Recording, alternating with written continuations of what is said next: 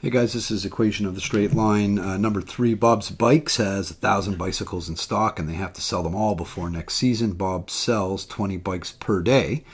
What equation represents this situation? So this is a word problem instead of from a graph or dealing with 2 points. We don't have any ordered pairs in here. We've only got 2 numbers. We've got this 1,000 over here and then we've got this 20.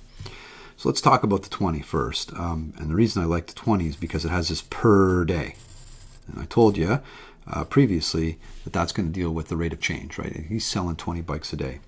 So what's this 1,000, right? Well, that's the number of bikes he starts with. He's got 1,000 bicycles in stock and he's got to get rid of them. He's trying to sell everyday bikes and it turns out he sells 20 per day. So what equation represents the situation in terms of how many bikes he happens to have in stock?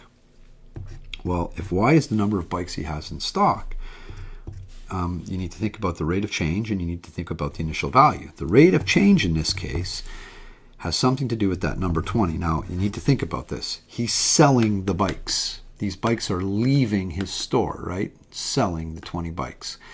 And the 1,000 is going to get changed based on that. And how is it going to change, right? Every day that goes by, is that number going to get bigger or is that number going to get smaller? Is he going to grow his initial value of 1,000 bicycles in stock or is he going to shrink that initial value of 1,000 bicycles in stock? And the answer is, of course, he's going to shrink it.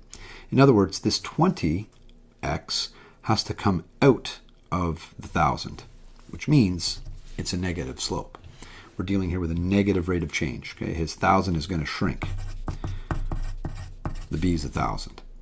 So y is equal to negative 20 for every day passing by, and he starts off with plus 1,000 bikes.